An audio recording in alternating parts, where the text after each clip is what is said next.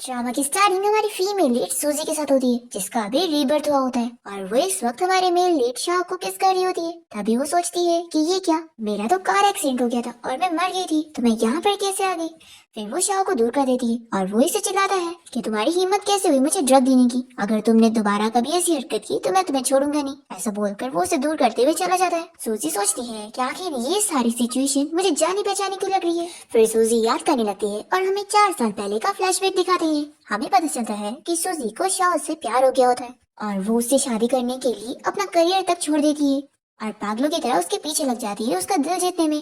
पर शाह को कभी वो पसंद थी ही नहीं और वो उसे बिल्कुल भी अच्छे से ट्रीट नहीं करता है और उसे कहता है कि मैंने सिर्फ अपने डैड की वजह से तुमसे शादी की हूँ, तो सोचना भी मत कि कभी मैं तुम्हें पसंद करूंगा।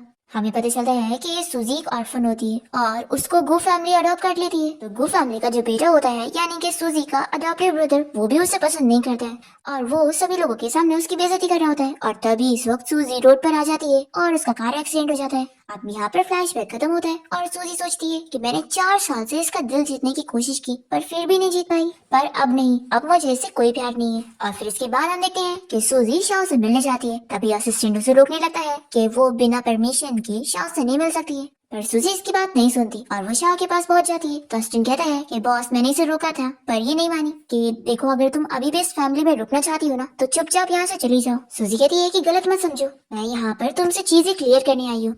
मैं जानती हूँ कि तुमने कभी मुझे लाइक किया ही नहीं और वो मैं ही थी जो अंधे की तरह तुम्हारे प्यार में पागल थी, लेकिन अब नहीं, अब मैं होश में आ गई हूँ। तो अगर तुम मुझसे प्यार नहीं करती हो तो मैं तुम्हें फोर्स नहीं करने वाली हूँ, तो अब हमें डिवोर्स ले लेना चाहिए। ये सुनकर शाह तो चौंक जाता है और कहता है कि तुम अब क्या ट्रिक्स खेल रही हो। तो सूजी कहती है कि मैं कोई मजाक नहीं कर रही हूँ, अगर तुम्हें आज डिवोर्स के लिए नहीं चलना है तो कोई बात नहीं, हम कल भी चल सकते हैं, कल भी मैरिज ऑफिस ओपन रहेगा। तो शाह अपने असिस्टेंट को बोलकर मैरिज कॉन्ट्रैक्ट मंगवाता है और फिर असिस्टेंट यहाँ पर सूजी को बताने लगता है कि जैसा कि उसने शाह से शादी करने के लिए एक मैरिज कॉन्ट्रैक्ट पर साइन करी थी, उसमें साफ साफ लिखा था कि इस मैरिज को सिर्फ शाह ही खत्म कर सकता है और सूजी अगर चाहेगी तो वो नहीं कर सकती, और अगर वो ऐसा करेगी तो वो कॉन्ट्रैक्ट का रूल तोड़ देगी, तो उसे पेनल्टी के तौर पर 1 बिलियन भरने पड़ेंगे। अब यहाँ पर सूजी 1 बिलियन सुनकर शॉक हो जाती है और सोचती है कि इससे शादी करने के चक्कर में मैंने 2 कॉन्ट्रैक्ट ठीक से पढ़ी भी नहीं और अब इतने सारे पैसे तो मैं सपनों में भी नहीं भर सकती हूँ। फिर सूजी से चिल्लाती है कि ठीक है इस बार तुम जीत गए, और वो यहाँ से जाने लगती है और सोचती है कि कोई बात नहीं, बस 3 साल का कॉन्ट्रैक्ट है ना, मैं 3 साल तक इसे कैसे भी करके जेल लूंगी और फिर इसके बाद तो मैं इससे आजाद हो जाऊंगी। यही सोचकर सूजी यहाँ से चली जाती है और फिर नेक्स्ट डे वो अपने कॉलेज जाने के लिए घर से निकल रही होती है और सोचती है कि 3 साल से इसे झेलने का ये थोड़ी ना मतलब है कि मैं घर में चुपचाप से बैठूंगी। अब तभी यहाँ पर शाह का असिस्टेंट सूजी को रोक लेता है और उसे कहता है कि बिना शाह की परमिशन के वो कहीं बाहर नहीं जा सकती है, पर सूजी उसकी कोई बात नहीं मानती है और वो हैमर से गेट को तोड़ने लग जाती है कि मुझे यहाँ से बाहर जाके ही रहना है। और फिर वो अपनी कार में बैठ कर निकलने लगती है और उसे बाय बोलकर चली जाती है और असिस्टेंट उसे रोक भी नहीं पाता। तो वो जल्दी से शाह को कॉल करके इस बारे में बता देता है कि उसकी वाइफ यहाँ पर गेट तोड़कर और उसकी कार लेकर यहाँ से जा चुकी है। ये सुनकर तो शाह भी शॉक रह जाता है और वो सोचता है कि आखिर वो क्या ट्रिक्स खेलना चाहती है। फिर ही कहता है कि अभी वो कहाँ पर गई है। तो असिस्टेंट तुरंत ही सूजी का लोकेशन चेक करके इसे बता देता है कि बॉस में सूजी रॉना यूनिवर्सिटी गई है। फिर हम देखते हैं कि सूजी यहाँ यूनिवर्सिटी के बाहर पहुंचती है और सोचती है कि अपनी पिछली लाइफ में मैंने अपनी स्टडीज को अधूरी छोड़ दी थी, पर अब नहीं, अब मैं अपनी स्टडीज भी पूरी कंप्लीट करूंगी और उन लोगों से बदला भी लूंगी जिन लोगों ने मुझे सताए थे। अब यहाँ सूजी जैसे क्लास में आके बैठती है तो सभी स्टूडेंट्स उसे देखकर बातें करने लगते हैं और कहने लगते हैं कि आखिर ये गरीब स्टूडेंट अपने आप को समझती क्या है जो इतनी महंगी कॉलेज में आई हुई है। तभी यहाँ पर लीन नाम की एक लड़की सूजी की सीट के ऊपर डस्टबिन रख देती है और उसे कचरा कहने लग जाती है। सूजी भी इस डस्टबिन को उठाकर उसकी सीट पे रखती है और कहती है कि तुमने सही बोली, कचरे को कचरे के पास ही रहना चाहिए और हम तो क्लासमेट्स हैं ना, तो एक दूसरे में प्यार बांटना मेरी जिम्मेदारी है, तो मैंने भी वही की जो तुम कर रही हो। अब तभी यहाँ पे टीचर आ जाती है और सभी को चिल्लाती है कि सब लोग शांत हो जाओ। लेन यहाँ पर सूजी से कहती है कि मेरी मॉम यहाँ पे डायरेक्टर है और मैं चाहूँ ना तो तुम्हें यहाँ से निकलवा दूंगी। तो सूजी कहती है कि वो तो देख लेंगे। फिर यहाँ पे टीचर सभी को बताने लगती है कि 2 दिन में कैंपस में कल्चरल फेस्टिवल इवेंट होने वाला है, तो जिसको भी पार्टिसिपेट करना है वो यहाँ पे लिस्ट सबमिट करे।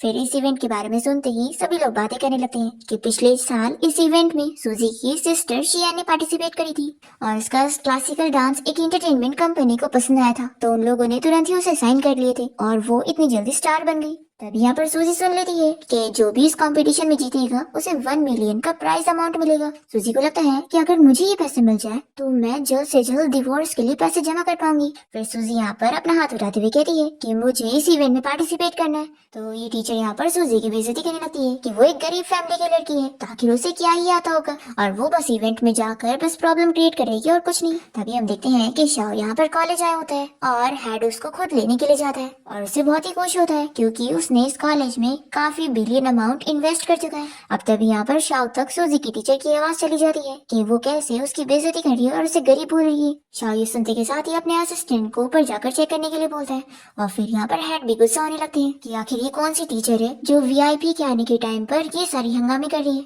सूजी यहाँ पर टीचर से पूछती है कि आखिर वो उसे पार्टिसिपेट करने क्यों नहीं दे रही है। तो टीचर उसे चिल्लाने लगती है कि वो इस कंपटीशन में पार्टिसिपेट करने लायक है ही नहीं। तभी यहाँ कॉलेज के हेड शाओ के साथ क्लास में आ जाते हैं। सूजी सोचती है कि ये क्या, ये तो पिछली लाइफ में मुझे हमेशा इग्नोर किया करता था तो आखिर अब ये मेरे कॉलेज में क्यों आ गया। अब यहाँ पे टीचर कॉलेज के हेड को कहती है कि सूजी एक अच्छी स्टूडेंट नहीं है इसीलिए मैंने उसे इस इवेंट में पार्टिसिपेट करने से मना करी क्योंकि वो बस प्रॉब्लम क्रिएट करेगी। अब ये सुनते के साथ ही शाओ का असिस्टेंट उसे कहने लगता है कि बॉस आखिर में सूजी को आपकी ग्रैंडपा पसंद करते हैं तो आखिर हम उन्हें यहाँ पर बुली होने कैसे दे सकते हैं। मैं इस चीज को अभी हैंडल करता हूँ। पर तभी यहाँ पर सूजी खुद के लिए लड़ने लगती है और वो टीचर से कहती है कि आप मुझे पार्टिसिपेट करने क्यों नहीं दे रही है।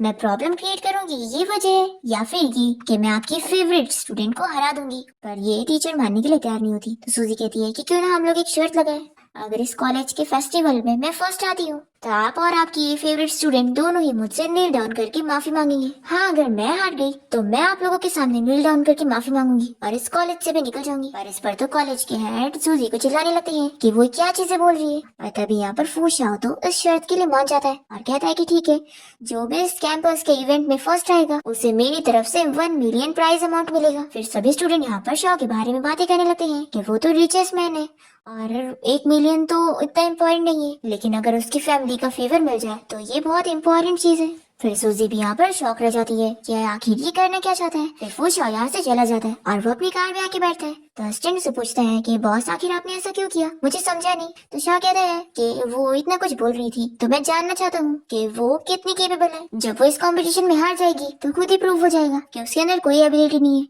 असिस्टेंट कहता है कि लेकिन अगर वो जीत गई तो इस बारे में तो शाओ सोचने लग जाता है। तभी इतने में असिस्टेंट कहता है कि बॉस वहाँ पर आपकी वाइफ है। सूजी यहाँ पर अपनी कार के पास आई होती है। तभी वो देखती है कि उसका ब्रदर यहाँ पर उसकी कार देखकर बड़ा खुश हो रहा होता है और उसे लगता है कि सूजी की शादी एक ओल्ड मैन के साथ हुई है, इसलिए वो उसे कह रहा होता है कि लगता है वो ओल्ड मैन तुम्हें बहुत ही अच्छे से मानता है। सच में मॉम डैड ने तुम्हारी शादी उस ओल्ड मैन से करवाकर बहुत ही अच्छा काम करे। तो मुझे चाबी दो, मैं इस गाड़ी को ड्राइव करूंगा। सूजी सोचती है कि अपनी पिछली लाइफ में मैंने इस गो फैमिली के लोगों की सारी बात मानी थी पर आखिर में इन लोगों की वजह से मैं मर गई थी और मुझे पता लग गया था कि मैं तो गो फैमिली की डॉटर थी ही नहीं और इन लोगों ने बस मेरा यूज किया। लेकिन अब नहीं, अब मैं इन लोगों की कोई बात नहीं सुनने वाली हूँ। तभी इसका ब्रदर इसे चिल्लाता है ये क्या तुम्हें मेरी बातें सुनाई नहीं दे रही है, अब भी चाबी दो नहीं तो मैं मॉम डैड को इस बारे में बता दूंगा और फिर वो तुम्हें छोड़ेंगे नहीं। असिस्टेंट कहता है कि बॉस ये तो आपकी वाइफ को बुली कर रहा है, क्या मैं जाकर उसे सबक सिखाऊं। और यहाँ पर तो शाओ खुद ही कार से निकलने वाला होता है सूजी की हेल्प करने के लिए। इतने में सूजी अपनी कार में बैठ जाती है और वो अपने इस ब्रदर को कार चला के उसे डराती है। तो ये देखकर तो शाओ बहुत ही खुश हो जाता है और सूजी यहाँ पर इससे चिल्लाती है कि तुम्हें क्या लगता है कि तुम मेरा कुछ बिगाड़ पाओगे, उल्टा अगर तुमने मुझे दोबारा परेशान किया ना तो मैं असली का तुम पर पूरी गाड़ी चला दूंगी। और फिर सूजी यहाँ से अपनी कार लेके जाने लगती है और वो यहाँ पर शाओ की कार को देख लेती है। शाओ अपने असिस्टेंट से इस बारे में पूरी चीजें पता करने के लिए बोलता है और वो सोचता है कि आखिर सूजी ये सारी चीजें एक्टिंग कर रही थी या फिर असल में वो ऐसी है। दूसरी तरफ हम देखते हैं कि सूजी यहाँ पर पियानो स्टोर गई होती है और वो सोचती है कि कॉलेज के फेस्टिवल में जीतने के लिए उसे बस एक टैलेंट की जरूरत है। और जब उसने शाओ से शादी कर ली थी तो डिनर पार्टी वगैरह में जाने के लिए उसने काफी सारी स्किल सीखी थी। तो सूजी सोचती है कि अब इस कंपटीशन में फर्स्ट प्लेस आने के लिए एक पियानो ही उसके लिए काफी होगा। अब तभी स्टाफ यहाँ पर आकर सूजी को गरीब समझते हुए उसे कहने लगती है कि मिस अगर आपको पियानो रेंट पर चाहिए तो यहाँ पर नहीं मिलने वाला है, यहाँ के सारे पियानो मिलियंस के हैं तो आपको कहीं और जाना चाहिए। तभी स्टोर में लीन अपनी फ्रेंड्स के साथ आ जाती है और सूजी का मजाक उड़ाने लगती है कि उस जैसी गरीब को यहाँ पर नहीं आना चाहिए था। और लीन यहाँ पर स्टाफ से कह देती है कि इस गरीब की लड़की को यहाँ स्टोर से बाहर निकालो। तो स्टाफ यहाँ पर सूजी को बाहर निकालने लग जाती है। तो सूजी अपना कार्ड निकालती है और कहती है कि मुझे ये पियानो खरीदना है और ये लो मेरा कार्ड स्वाइप करो। तो लिन और उसके फ्रेंड सूजी के ऊपर और हंसने लग जाते हैं और ये लोग सूजी के कार्ड को फेक समझने लगती है क्योंकि ब्लैक कार्ड सभी के पास नहीं होता। फिर स्टाफ यहाँ पर सूजी से कहती है कि मिस आप खुद से चले जाओ, नहीं तो मुझे गार्ड्स को बुलाना पड़ेगा। सूजी कहती है कि अभी तक तुमने मेरा कार्ड यूज करके भी नहीं देखी, तो तुम्हें कैसे पता कि मेरे पास पैसे नहीं है। अगर यकीन नहीं हो रहा है तो इस कार्ड को अपने बॉस लूशियन को दे दो, फिर पता लग जाएगा।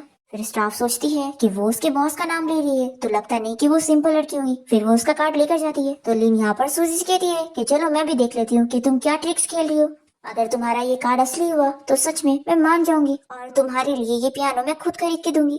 तो सूजी खुश होकर कहती है कि ठीक है, फिर अब तुम ही मुझे खरीद के देने वाली हो। फिर स्टाफ जब यहाँ पर अपने बॉस को ये कार्ड देती है तो वो तो ये कार्ड देखने के साथ ही काफी शौक होता है। फिर ये अपने स्टाफ से कह देता है कि उस लड़की को जो यहाँ पर खरीदना है उसे दे देना। और फिर ये सोच लगता है कि ये कार्ड तो शाओ का है, तो यानी कि यहाँ पर उसकी वाइफ आई है। यहाँ पर हम देखते हैं कि लिन और उसकी फ्रेंड सूजी का मजाक उड़ाई जा रही होती है कि अभी उसे एम्बेरस होना पड़ेगा। इतने में यहाँ पर स्टाफ पहुंच जाती है। तो लिन कहती है कि ये कार्ड फेक है ना। तो स्टाफ इन लोगों को चिल्लाती है और सूजी कहती है कि मैम आप जो चाहे खरीद सकती हैं। तो ये सुनकर लिन शॉक होती है और कहती है कैसे कैसे हो सकता है, ये एक गरीब लड़की है, तो आखिर इसे इतनी रिस्पेक्ट क्यों दी जा रही है। तभी यहाँ पर सूजी सोच लगती है कि अपनी पिछली लाइफ में मैं शाओ का कोई पैसा नहीं यूज कर सकती थी ताकि वो मुझे गलत न समझे, लेकिन अब बिल्कुल नहीं। अब अगर मैं उसके पैसे भी यूज नहीं करूंगी तो फिर ये तो वेस्ट होगा। फिर वो पियानो चूज कर लेती है और रूम भी रेंट पर लेती है ताकि वो पियानो प्ले कर सके।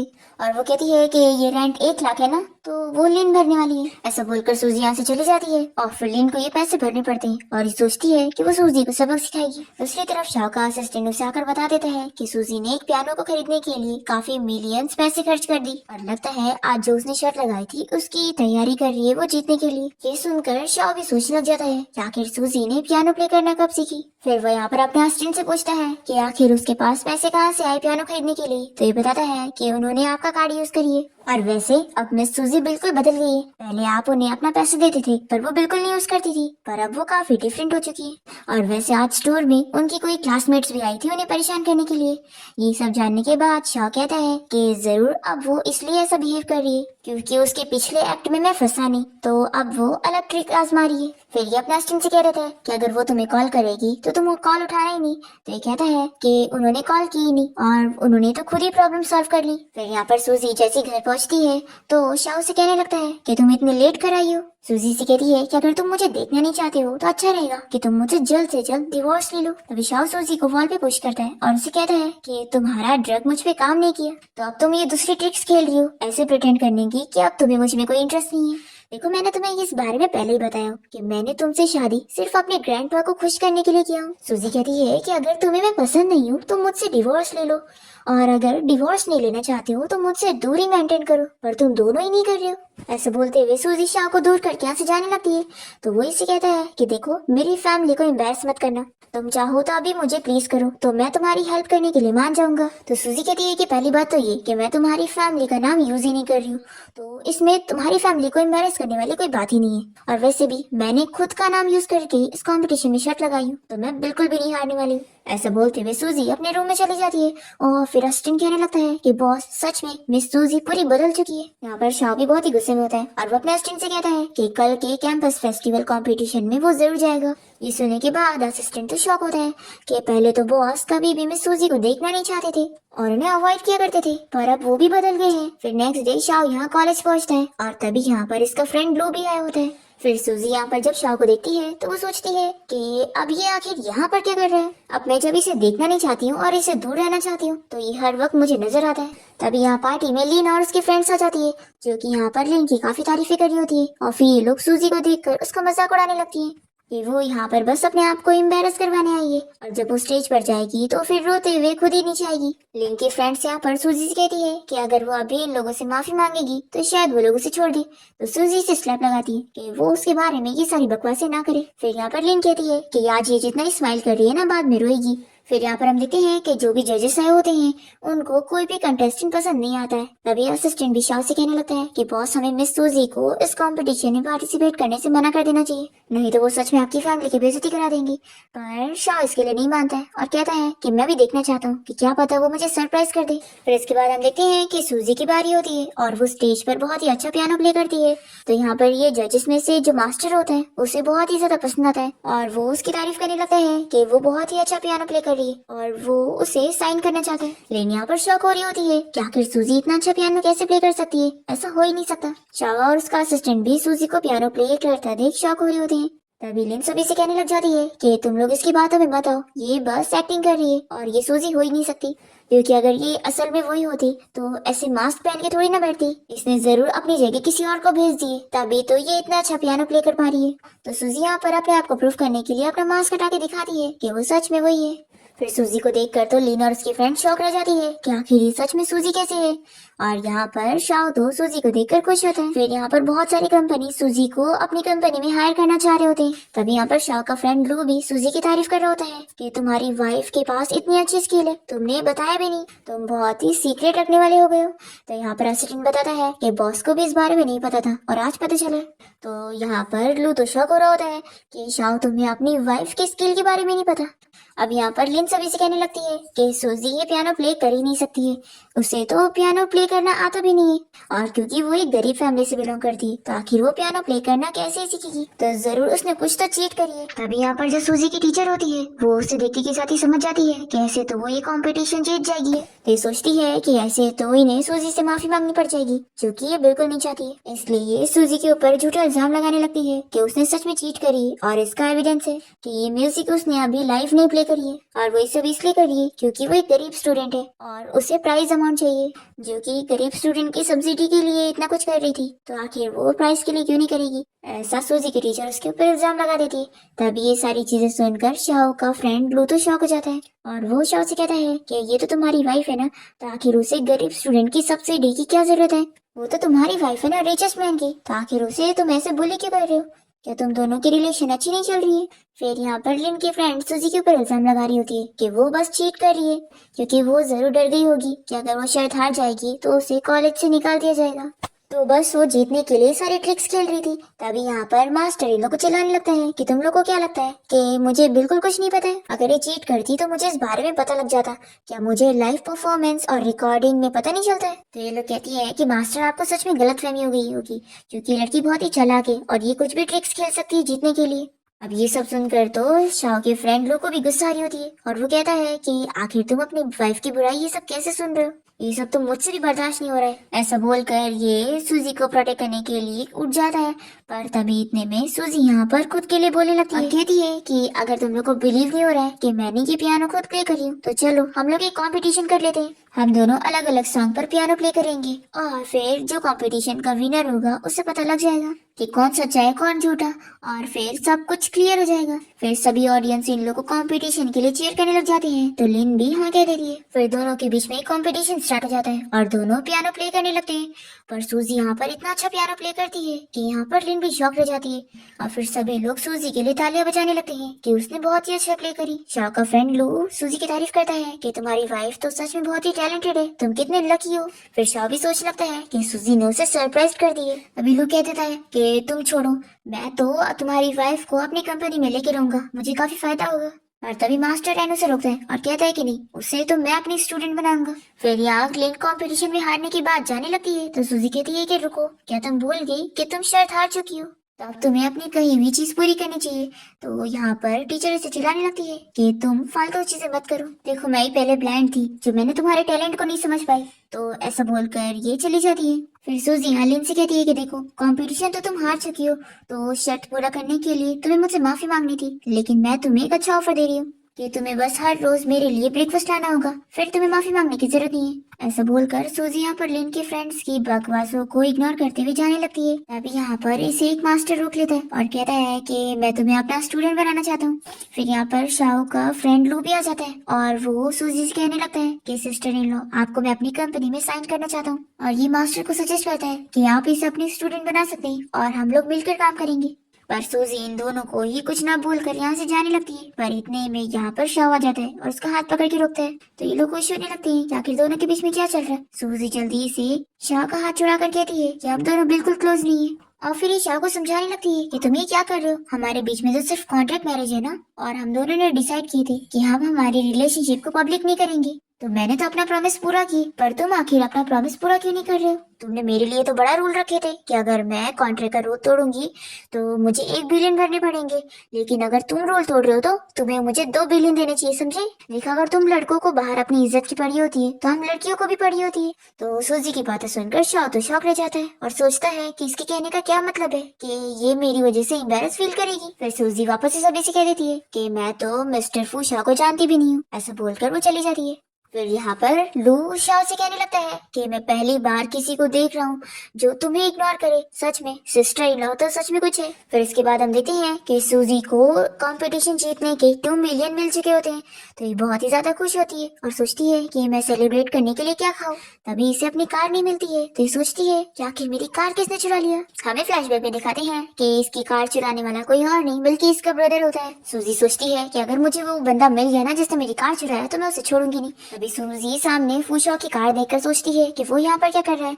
हम देखते हैं कि शाओ अपने असिस्टेंट से सूजी की सारी इन्फॉर्मेशन पूछ रहा होता है कि आखिर उसे इस यूनिवर्सिटी में एडमिशन कैसे मिला। तो असिस्टेंट बताता है कि उसने अपने खुद के दम पर यूनिवर्सिटी में एडमिशन लिए और इस चीज में उसकी गू फैमिली ने बिल्कुल भी उसे सपोर्ट नहीं करी है और उल्टा उसने अपने मिडिल स्कूल का खर्चा भी खुद ही कमा के करी थी। पर फिर बॉस आपसे शादी करने के बाद मिस सूजी ने आपके एक भी पैसे खर्च नहीं करी। पर हाँ, जब से उन्होंने लास्ट टाइम आपको ड्रग दी थी उसके बाद वो काफी बदल गई और उन्होंने आपके काफी मिलियंस पैसे खर्च कर खुद के लिए एक न्यू कार खरीद ली। तो बॉस, सब आपको क्या लगता है कि मिस सूजी ये सब आपका अटेंशन पाने के लिए कर रही है या फिर अब उन्हें आपसे कोई फर्क नहीं पड़ता? तभी इतने में शाओ यहाँ पर सूजी को देखकर असिस्टेंट को कार रोकने के लिए बोलता है और सूजी से कहता है कि ग्रैंडपा तुम्हारा घर पे वेट कर रहे हैं तो कार में बैठो। तो सूजी कहती है कि नहीं, इसकी जरूरत नहीं है, मैं खुद चली जाऊंगी। ऐसा बोलकर ही जाने लगती है। तो शाओ जल्दी से इसे जबरदस्ती उठा के कार में बैठाता है।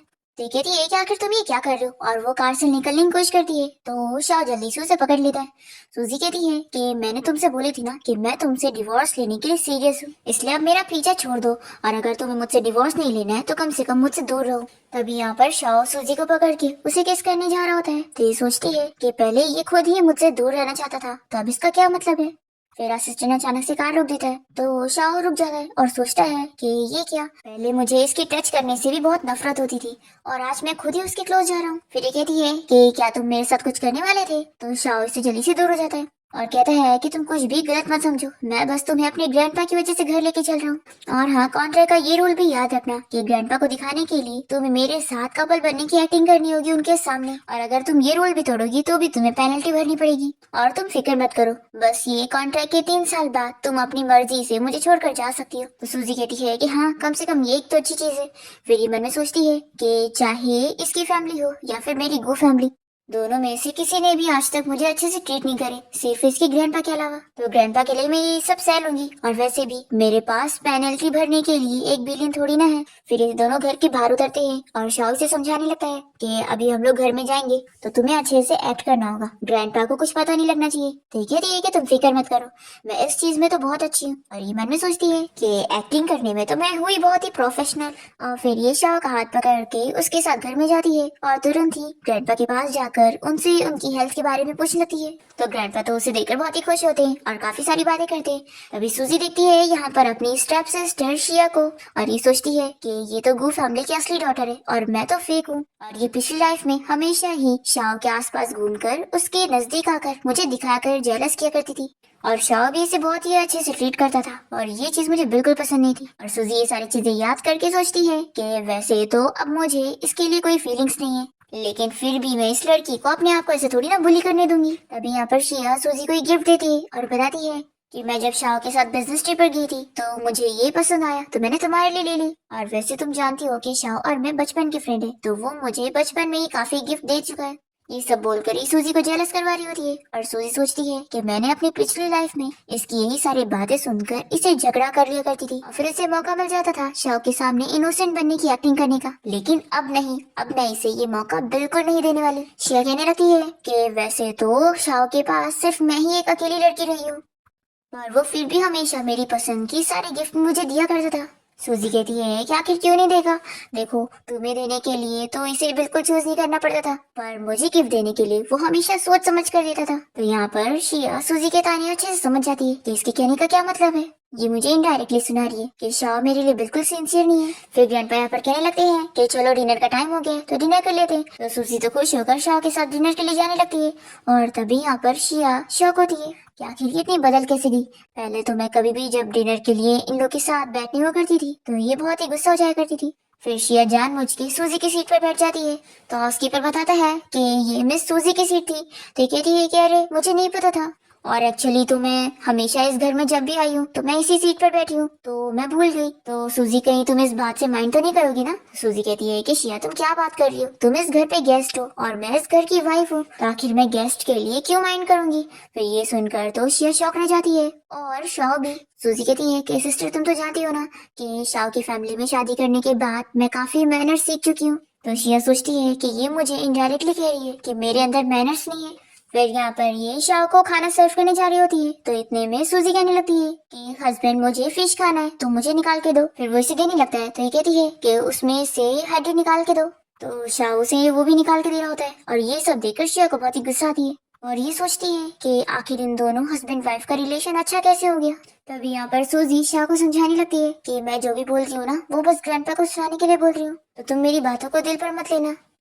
और फिर सूजी यहाँ पे ग्रैंडपा से कहने लगती है कि ग्रैंडपा मेरा खाना खा के हो गया है तो मैं अपने रूम में जाती हूँ। तभी इतने में यहाँ पर शाह का छोटा भाई जो आ जाता है क्योंकि उसे भी पता चल गया होता है कि उसकी सिस्टर इन लॉ की पियानो इतनी अच्छी है, इसलिए वो उसे अपनी कंपनी में साइन करने के लिए मनाने लगता है कि सिस्टर इन लॉ आप प्लीज मेरी कंपनी के लिए काम करो, बदले में मैं आपकी हेल्प करूंगा। मैं जानता हूँ कि आप मेरे ब्रदर को लाइक करती हो ना, तो आप फिक्र मत करो, मैं उन्हें आपके बेड तक पहुँचा दूंगा। शाह और ग्रैंडपा भी सुन रहे होते तो सूजी जल्दी से जो का मुंह बंद करती है, पर फिर यहाँ पर शाह का कुछ रिएक्शन नहीं होता और वो तो अपने रूम में जाने लगता है। तो ग्रैंडपा उसे कहते हैं कि तुम सूजी का ख्याल रखना, और फिर शाह यहाँ से चला जाता है। तो सूजी सोचती है कि लगता है इन लोगों ने कुछ नहीं सुने, अच्छी बात है, नहीं तो फिर उसे लगता कि मेरा उसके लिए कुछ और मोटिव है, फिर वो मुझे और परेशान करता और मुझे तो बस उससे पीछे छुड़ाना है, जल्द से जल्द पैसे कमा कर उससे डिवोर्स लेना है ताकि मैं एक अपनी अच्छी लाइफ जी सकूं।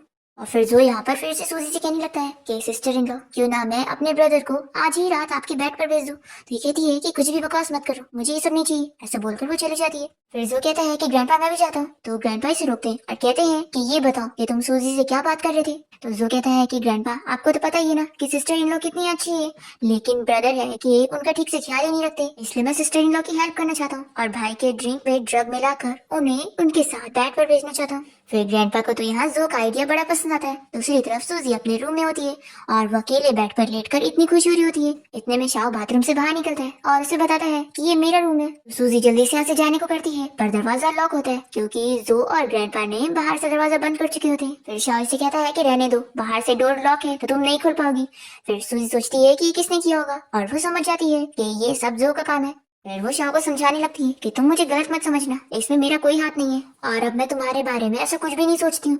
तो ये सोचता है कि कुछ दिन पहले तो ये ही मुझे ड्रग दे रही थी और आज खुद ही मुझसे दूर हो रही है, आखिर ये करना क्या चाहती है। फिर ये कहता है कि ठीक है मैं जानता हूँ। सूजी सोचती है कि इसे क्या हो गया, क्या इसने मेरी बातों पर बिलीव कर लिया। फिर सूजी यहाँ पर जो का मैसेज देखती है, जो ने लिखा होता है कि सिस्टर इन लॉ मैं जानता हूँ कि आप इतनी आसानी से मेरी कंपनी में साइन नहीं करोगी, इसलिए मैंने आपको अपनी सिंसियरिटी दिखाने के लिए भाई को आपके रूम में भेज दिया तो आप उनके साथ अकेले टाइम स्पेंड कर सकती है। फिर सूजी दरवाजा खोलने की कोशिश करे जा रही होती है तो कहता है कि रहने दो, इसका फायदा नहीं है क्योंकि ये डोर इतना मजबूत है कि ऐसे खुलने वाला नहीं। सूजी कहती है कि तुम रिच लोगों की बिना अलग ही मुसीबत है, देखो मैं नहीं जानती हूँ, तुम्हारे छोटे भाई का ये सब किया हुआ है तो तुम्हें इसकी रिस्पॉन्सिबिलिटी लेनी पड़ेगी। तो ठीक है, अब तुम जमीन पर सोओगे और मैं बेड पर सोऊंगी, ऐसा बोलकर ये बेड पर सोने चली जाती है। तो शाह यहाँ पर सूजी से कहता है कि मैं नहीं, तुम नीचे सोगी, ऐसा बोलकर वो उसे बेड पे से हटा देता है। बाहर से जो और ग्रैंडपा कान लगा रहे होते हैं और ग्रैंडपा बहुत ही खुश होते हैं कि लगता है अब मुझे मेरे ग्रेट ग्रैंड चिल्ड्रन मिल जाएंगे। फिर शाह तो यहाँ बेड पर लेट जाता है तो सूजी को ना चाहते हुए भी नीचे जमीन पर सोना पड़ता है। नेक्स्ट मॉर्निंग जब वो उठती है तो उसे बाहर से ग्रैंडपा की आवाज आ जाती है तो वो जल्दी से नीचे से अपना सारा बिस्तर वगैरह उठा लेती है। तभी वो उठ जाता है और इसे देखकर कहता है कि तुम क्या कर रही हो। तो कहती है कि तुम्हारे ग्रैंडपा यहाँ पर आ रहे हैं तो उन्हें दिखाने के लिए तुम्हें मेरे साथ एक्टिंग करना पड़ेगा, ऐसा बोलते हुए जल्दी से उसके ऊपर आ जाती है और उसका शर्ट वगैरह फाड़ देती है। फिर जैसे ही ग्रैंडपा दरवाजा खोलते हैं तो वो इन दोनों को ऐसे देखकर जल्दी से दरवाजा बंद कर लेते हैं और बहुत ही खुश होने लगते हैं। तभी सूजी यहाँ पर शाओ की बॉडी देखती रह जाती है और उसे टच करने लगती है। तो वो कहता है कि क्या तुमने अच्छा खासा देख लियो तो अब उठो। तो ये जल्दी से उससे दूर होती है और कहती है कि मैंने बस ग्रैंडपा को दिखाने के लिए तुम्हारे साथ एक्टिंग की थी और कुछ भी नहीं, ऐसा बोलकर वो चली जाती है। फिर शाओ यहाँ पर सोचने लगता है कि वो तो ऐसे बिहेव कर रही है जैसे कि कुछ हुआ ही नहीं। दूसरी तरफ हम देखते हैं कि सूजी अपने कॉलेज जाने के लिए निकलती है और अपने ऊपर गुस्सा होने लगती है कि क्या मैं थोड़ा कंट्रोल नहीं कर सकती थी, आखिर मैंने ये सारी हरकतें क्यों की। और ये अपने आप को समझाती है कि मैं वापस उसकी ब्यूटी के जाल में बिल्कुल नहीं फंसूंगी और उससे दूर रहने की कोशिश करूंगी। तभी यहाँ पर सूजी को उसकी फ्रेंड की कॉल आती है और वो बताती है कि लिन अपनी फैमिली के साथ प्रिंसिपल के ऑफिस पहुंच गई है उसके बारे में कंप्लेन करने के लिए। दूसरी तरफ शाओ अपने ग्रैंडपा के पास पहुंचता है तो वो उसे चिल्लाने लग जाती है और कहती है कि तुम बिल्कुल भी अच्छे नहीं हो जो अपनी वाइफ का ख्याल नहीं रख पा रहे हो। मुझे इस बारे में पता लग गया है कि कल कैंपस में किस तरीके से मेरी ग्रैंड डॉटर इन लॉ की बेइज्जती हुई है। तो या तो तुम अभी एक्सप्लेन करो कि ये सब क्या है या तो फिर कैंपस जाकर ग्रैंड डॉटर इन लॉ की हेल्प करो। तो ये कहता है कि ग्रैंडपा आप फिक्र मत करो, मैं अभी कैंपस जाता हूँ उसकी हेल्प करने। और फिर शाओ तो बहुत ही खुश होकर जाता है। फिर इसके बाद शाओ यहाँ कॉलेज के बाहर पहुंचता है और उसका असिस्टेंट उसे इस बारे में बता देता है कि लिन की फैमिली सूजी के बारे में कंप्लेन करने के लिए प्रिंसिपल के ऑफिस तक पहुंच चुके हैं। दूसरी तरफ सूजी जैसे यहाँ प्रिंसिपल के ऑफिस में आती है तो टीचर यहाँ पर लिन की मॉम को इस बारे में बताने लगती है कि यही वो लड़की है जिसकी वजह से आपकी बेटी की बेइज्जती हुई। फिर यहाँ पर लिन की मॉम सूजी को चिल्लाने लगती है कि उनकी बेटी की इतनी बेइज्जती हुई है इसलिए सूजी को उनसे माफी मांगनी पड़ेगी। सूजी कहती है कि माफी मुझे नहीं बल्कि आपकी बेटी को मुझसे मांगनी चाहिए। तो लिन की मॉम कहती है कि तुम क्या मजाक कर रही हो, तुम हो कौन जो मेरी बेटी तुमसे माफी मांगेगी। तुम्हें फ्री कोटा की वजह से इस कॉलेज में एडमिशन मिल गया तो इसका ये मतलब नहीं है कि तुम जो मर्जी है वो करोगी, ये तुम्हारी जगह नहीं है। और यहाँ पर सूजी की टीचर प्रिंसिपल से कहने लगती है कि लिन की मॉम इस कॉलेज में कितना सारा डोनेशन करती है, आखिर उनकी बेटी को ऐसे कैसे कोई बुली कर सकता है, तो हमें इस लड़की को कॉलेज से निकाल देना चाहिए। फिर यहाँ पर लिन की मॉम प्रिंसिपल को धमकी देती है कि अगर आपने अभी इसी वक्त डिसीजन नहीं लिया और मेरी बेटी को इंसाफ नहीं दिलवाया तो मैं आपको ही प्रिंसिपल की पोजीशन से हटवा दूंगी। फिर प्रिंसिपल यहाँ पर सूजी को चिल्लाती है कि तुम अपने क्लासमेट्स को बुली कर रही हो इसलिए मैं तुम्हें कॉलेज से निकाल रहा हूँ। तभी इतने में यहाँ पर शाह पहुंच जाता है और पूछता है कि आप लोग की हिम्मत कैसे हुई सूजी को कॉलेज से निकालने की। इसे देखकर सूजी सोचती है कि अब ये यहाँ पर क्या कर रहा है, कहीं ये मेरे लिए प्रॉब्लम क्रिएट करने तो नहीं आया। पर फिर यहाँ पर सूजी को पता लगता है कि शाओ तो उसकी साइड लेने आया है तो वो तो बहुत ही खुश जाती है। फिर यहाँ पर लिन की मॉम और प्रिंसिपल इस बारे में सोचने लगती है कि आखिर मिस्टर फू शाओ का इस लड़की के साथ क्या रिलेशन है। सूजी सोचती है कि शाओ अगर उसे ऐसे सपोर्ट करेगा तो ये तो उसके लिए फायदा ही है। फिर वो एक्टिंग करते हुए उसका हाथ पकड़कर उसे बताने लगती है कि ये लोग मुझे बुली कर रहे हैं और मुझे कॉलेज से निकाल रहे हैं। तो लिन की मॉम और ये टीचर तुरंत ही फू शाओ से कहने लगते हैं कि ऐसा बिल्कुल नहीं है, हम तो मिस सूजी के साथ मजाक कर रहे थे। तो सूजी कहती है कि ऐसा क्या, आप तो अभी प्रिंसिपल से कह रही थी कि वो मुझे कॉलेज से निकाल दे। फिर शाओ के ऑर्डर पर असिस्टेंट यहाँ पर लिन की मॉम को बता देता है कि उन्हें बोर्ड की मेंबर की पोजीशन से हटाया जा रहा है। फिर वो माफी मांगने लगती है और असिस्टेंट उन्हें यहाँ से लेकर जाता है। सूजी तो खुश जाती है और फिर इसे थैंक यू बोलकर जाने लगती है। तो वो कहता है कि रुको, क्या तुम सुबह जो हुआ उसके बारे में एक्सप्लेन नहीं करना चाहोगी। सूजी याद करती है कि ये शायद उसी की बात कर रहे हैं जो वो उसे टच कर रही थी। फिर यहाँ पर वो उसे कहने लगती है कि मैंने तुम्हें थोड़ा सा टच क्या कर ली, तुम इतना गुस्सा हो रहे हो। तभी प्रिंसिपल कहता है कि आप लोग कंटिन्यू करो, मैं जाता हूँ। तो सूजी कहती है कि नहीं, आपको जाने की जरूरत नहीं है और वो खुद चली जाती है।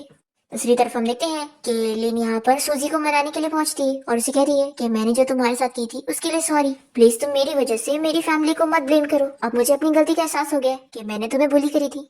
सूजी कहती है कि मैं कुछ नहीं करने वाली हूँ, तुम लोगों को वही सजा मिल रही है जो तुम लोगों ने किए थे और मैं कोई इतनी अच्छी नहीं हूँ जो तुम्हें इतनी आसानी से माफ कर दूं। ऐसा बोलकर सूजी यहाँ से जाने लगती है।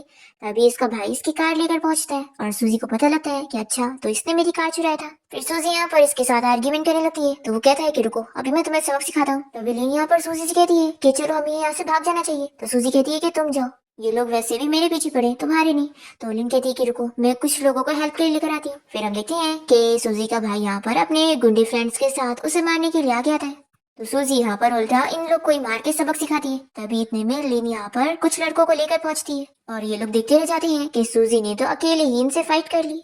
सूजी यहाँ पर लिन से पूछती है कि आखिर तुम वापस क्यों आ गई। तो ये कहती है कि मैं यहाँ पर तुम्हारी हेल्प करने आई थी। फिर यहाँ पर ये दोनों ही लड़के यूचन और वो सूजी को अपना नाम बताते हैं। फिर सूजी भी उन्हें अपने बारे में बताते हुए हैंडशेक करने लगती है। तभी यहाँ पर इसका भाई से चिल्ला रहा है। तो ये लोग कहते हैं कि क्या ये तुम्हारा फैमिली मेंबर है। तो सूजी कहती है कि बिल्कुल भी नहीं। तभी यहाँ पर पुलिस की कार की आने की हो जाती है। तो सूजी कहती है कि तुम लोगों ने पुलिस को भी कॉल कर दी है। तो लिन कहती है कि हाँ, मैं तुम्हारी हेल्प करना चाहती थी लेकिन अब तुम ही ने इनसे फाइट करी हो तो पुलिस तो तुम्हें पकड़ लेंगी। सूजी कहती है कि मेरे पास एक आइडिया है। फिर वो अपनी आंख में नकली आंसू डालती है और फिर वो ऑफिसर के सामने एक्टिंग करती है कि इन गुंडों ने मुझे परेशान करे तो इन गुंडों से फाइट करने में इन लड़कों ने मेरी हेल्प करी। फिर ऑफिसर सूजी की बात पर यकीन करते हुए इन लोगों को यहाँ से अरेस्ट करते हुए लेके जाने लगते हैं। वो लोग यहाँ पर ऑफिसर को बताते हैं कि सूजी ने उन्हें मारी है, तो भी ऑफिसर बिलीव नहीं करते कि आखिर ये लड़की कैसे मार सकती है। फिर इनमें से एक लड़का सूजी के हाथ में चोट देखकर उसके हाथ में बैंडेज लगाने लग जाता है। तभी इतने में यहाँ पर शाओ सूजी को और उस लड़की को ऐसे साथ देखकर बहुत ही ज्यादा जेलस हो जाता है और अपने असिस्टेंट से कहता है कि मुझे कंपनी लेके चलो। फिर सूजी इन लोग को थैंक्स बोलकर जाने लगती है, तो लिन भी उसके साथ जाती है। फिर नेक्स्ट सीन में हम देखते हैं कि शिया यहाँ पर अपने शूट के लिए गई होती है। तभी इसे इसके भाई का कॉल आता है और वो बताता है कि वो सूजी को बुली करने गया था और पुलिस ने उन्हें अरेस्ट करके लेके चली गई, तो वो आकर उनकी हेल्प करे। दूसरी तरफ सूजी अपनी क्लास में होती है। तभी लिन यहाँ पर उसके लिए ब्रेकफास्ट लेकर पहुंचती है। तो सभी लोग उसके बारे में बातें करने लगते हैं कि वो शर्त हारने के बाद उसके लिए ब्रेकफास्ट लेकर आई है। सूजी यहाँ पर लिन से कहती है कि तुम फिक्र मत करो, मैंने ग्रैंडपा से बोल दियो और वो अब तुम्हारी फैमिली के साथ कुछ नहीं करेंगे। तो लिन बहुत ही ज्यादा खुश होकर सूजी को थैंक यू बोलने लगती है। तभी क्लास में यूना आई होती है और वो सूजी के पास आती है। तो सभी लोग उसके बारे में बात कर रहे होते हैं कि वो तो कैंपस क्वीन है जो कि कंपटीशन के लिए बाहर गई हुई थी और अब वो वापस आ गई है। सूजी को याद आ जाता है कि उसकी पिछली लाइफ में ये वो सो कॉल्ड फ्रेंड थी जो बस उसके साथ रहकर उसका नाम यूज करती थी कि वो एक फेमस स्टूडेंट है, ताकि वो सभी के सामने अपनी इमेज अच्छी कर सके, जबकि वो उसे बिल्कुल लाइक नहीं करती है। अब यहाँ पर यूना लिन से कहने लगती है कि तुम मेरी बेस्ट फ्रेंड को बुली नहीं कर सकती हो, सोचना भी मत। तो लिन से कहती है कि तुम कुछ भी इल्जाम मत लगाओ, मैं सूजी को बुली नहीं कर रही हूँ और तुम एक्टिंग करना बंद करो, तुम सूजी का बिल्कुल अच्छा नहीं चाहती हो। पर यूना जो है सूजी की अच्छी फ्रेंड बनने की एक्टिंग करे जा रही होती है। तो सूजी सोचती है कि इसे तो शोबिज में होना चाहिए था, कैसे मेरी अच्छी फ्रेंड बनने की एक्टिंग कर रही है जबकि यही मेरा अच्छा नहीं चाहती है। तभी यहाँ पर सूजी को ढूंढते हुए वो दोनों लड़के फिर से यहाँ पर आ जाते हैं और यूना इन्हें देखकर सोचती है कि चलो इनके सामने अच्छे से जमाती हूँ। पर वो लोग तो यहाँ पर उसे साइड करते हुए सूजी से मिलने आए होते हैं और उसे बताते हैं कि वो लोग उसे कार रेसिंग के लिए इनवाइट करना चाहते हैं और कहते हैं कि हमें पता चला है कि तुम बहुत ही टैलेंटेड हो, तुम्हें कार भी अच्छे से चलाने आती है और पियानो में भी तुम बहुत अच्छी हो। सुनकर तो यूना जेलस होने लगती है कि मैंने तो सुनी थी कि लिन ने सूजी की बेइज्जती करी, पर ये क्या, पियानो कंपटीशन में ये कैसे जीत सकती है। तभी यहाँ पर ये दोनों लड़के सूजी को बताते हैं कि हमें तो लगा था कि तुम कार रेसिंग में इंटरेस्टेड होगी, आखिर इसकी प्राइस अमाउंट 10 मिलियन है। सूजी ये सुनकर खुश हो जाती है और इस कंपटीशन में जाने के लिए मान जाती है। तभी यूना कहती है कि सूजी मैं भी तुम्हारे साथ चलूंगी, तो लिन भी यही कहती है। फिर इसके बाद सूजी जब यहाँ कंपटीशन के लिए पहुंचती है तो यूना यहाँ पर इन दोनों लड़कों के सामने अपनी इमेज अच्छी करने की कोशिश करती है और सोचती है कि मैं इतनी अच्छी हूँ कि ये लोग अब मुझे पसंद कर रहे होंगे। पर लिन तो समझ रही होती है कि कितनी फेक है।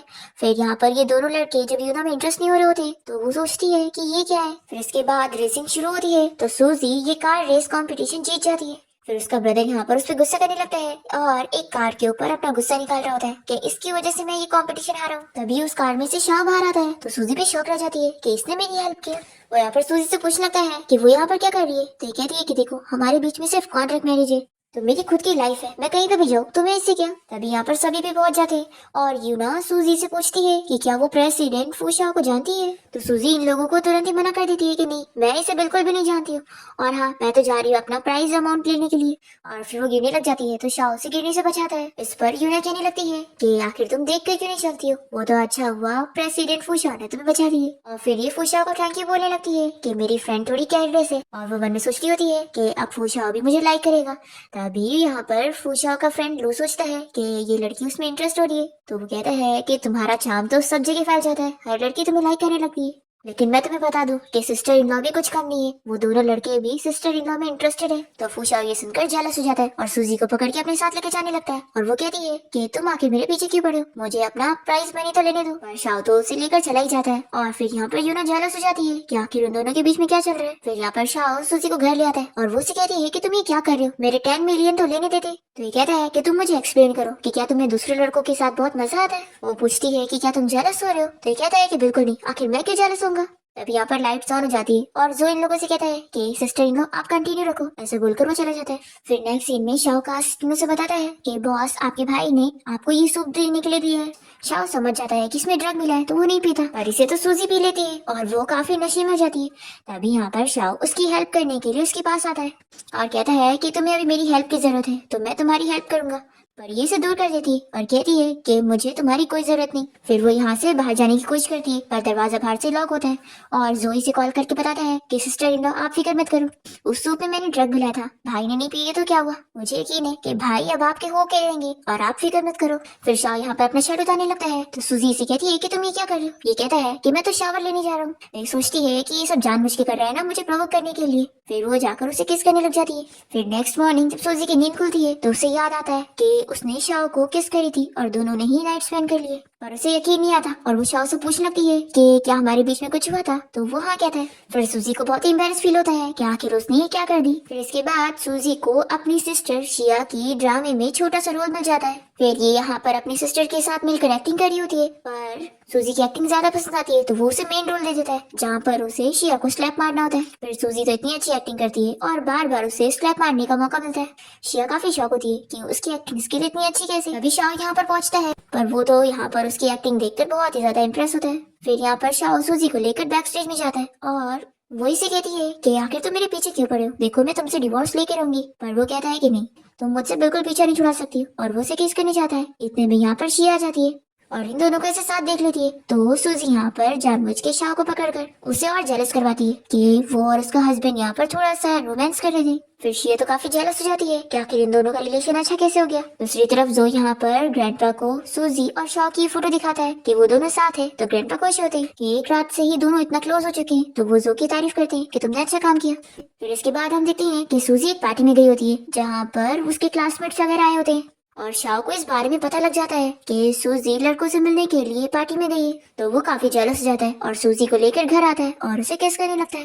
फिर दोनों ही नाइट स्पेंड कर लेते हैं। नेक्स्ट मॉर्निंग जब वो दोनों उठते हैं तो वो उसे कहता है कि मुझे तुमसे बात करनी है। सूजी भी कहती है कि मुझे भी करनी है। शाह सूजी को मना करता है कि वो उससे डिवोर्स नहीं लेना चाहता है पर सूजी कहती है कि नहीं, मैं तुमसे डिवोर्स लेके रहूंगी। ऐसा बोलकर वो चली जाती है और शाह उसे रोक नहीं पाता। फिर कॉलेज में हम देखते हैं कि सूजी की जो फ्रेंड होती है यूना वो उसके बारे में फेक रूमर फैला देती है और हमें पता चलता है कि वो शिया के साथ मिल गई है और उसी ने इसे पैसे देकर सूजी की रेपुटेशन खराब करने के लिए ये काम दिए। अब यहाँ पर सभी के सामने लिन सूजी की साइड लेती है और सभी से कहती है कि वो ऐसे टाइप की बिल्कुल भी नहीं है। पर फिर यूना यहाँ पर सूजी के सामने ही उसके अगेंस्ट हो जाती है और उसी के बारे में बुराई करने लगती है कि वो कैरेक्टर की बिल्कुल अच्छी लड़की नहीं है और उसने किसी रिच ओल्ड मैन को फंसाई है। तभी यहाँ पर फूशा हो जाता है और वो सभी को बता देता है कि वो कोई ओल्ड मैन नहीं है और वही सूजी का हस्बैंड है। फिर यहाँ पर सभी लोग शॉक हो जाते हैं। सूजी तो रिचेस्ट मैन मिस्टर फूशा की वाइफ है और ये जानने के बाद यूना बहुत ही जेलस हो जाती है कि आखिर ये सूजी का हस्बैंड कैसे हो सकता है। फिर लिन यहाँ पर सूजी के लिए बहुत ही खुश होती है। फिर हम यहाँ सू फैमिली के मिस्टर ली एन को देखते हैं जो कि सूजी के बारे में जब ये न्यूज देखता है तो वो अपने ग्रैंडपा को इस बारे में बताता है कि ये लड़की बिल्कुल उसकी मॉम की तरह मिल रही है और उसे ऐसा लग रहा है कि उसकी कोई भी सिस्टर ये है। फिर ये लोग डीएनए टेस्ट रिपोर्ट निकलवाते हैं तो इन्हें पता लग जाता है कि सूजी तो इनकी फैमिली की है, यानी कि उनके पास जो दूसरी बेटी थी वो फेक है और वो बस सूजी के नाम पर उन लोग के साथ रहने की एक्टिंग करी है। वो कोई और नहीं सूजी की क्लासमेट होती है जिसका नाम सूवे होता है और उसे भी इस बारे में पता लग जाता है कि सूजी के ग्रैंडपा और उसके भाई को अब ये पता लग गया है कि वो एक फेक है और सूजी ही उनकी रियल डॉटर है। दूसरी तरफ हम देखते हैं कि सूजी यहाँ शाह के साथ कॉलेज में होती है। तभी यहाँ पर एक गुंडा सूजी को चाकू से मारने वाला होता है पर यहाँ पर सूजी के साथ तो शाह होता है और वो उसे चाकू लगने से बचा लेता है पर उसे चोट लग जाती है। फिर सूजी यहाँ पर शाह को लेकर हॉस्पिटल आती है और उसकी फिक्र कर रही होती है। तभी यहाँ पर उससे उसके ग्रैंडपा और भाई मिल जाते हैं जो कि उसे डीएनए टेस्ट रिपोर्ट दिखाते हुए बताते हैं कि वही उनकी फैमिली की डॉटर है। सूजी उनसे मिलकर बहुत ही ज्यादा खुश होती है कि उसे उसकी फैमिली मिल गई। फिर सूजी जाकर सूवे से मिलती है और उसे कहती है कि वो हमेशा उसे बुली किया करती थी, वो इसलिए ना क्योंकि वो जानती थी कि वो खुद फेक है और सूजी रियल डॉटर है। सूवे कहती है कि अगर तुम मर जाओगी तो किसी को इस बारे में पता ही नहीं लगेगा और वो यहाँ पर उसे मारने वाली होती है। पर तभी यहाँ पर सूजी के ग्रैंडपा और उसके भाई आकर सूवे को अरेस्ट करवा देते हैं और फिर इसके बाद पुलिस यहाँ पर शिया को भी अरेस्ट करने के लिए जाती है क्योंकि उसी ने ही वो गुंडे को हायर करी थी सूजी को मारने के लिए। इसके बाद हम देखते हैं कि शाह बिल्कुल ठीक हो जाता है पर सूजी यहाँ पर उसे मिलने नहीं आती है बल्कि उसे उसका लेटर मिलता है। सूजी ने लेटर में लिखी होती है कि तुम मुझसे डिवोर्स लेने के लिए मान नहीं रहे हो, इसलिए मैं ट्रैवल करने के लिए अब्रॉड जा रही हूँ। ये लेटर पढ़ते के साथ ही शाह यहाँ पर सूजी को ढूंढने के लिए निकलता है। असिस्टेंट उसे बता देता है कि सूजी अभी एयरपोर्ट पहुंचने वाली होगी अपनी फ्लाइट के लिए। तो शाह जल्दी से सूजी को ढूंढते हुए उसके पास पहुंच जाता है और इसी के साथ इस ड्रामा की एंडिंग हो जाती है।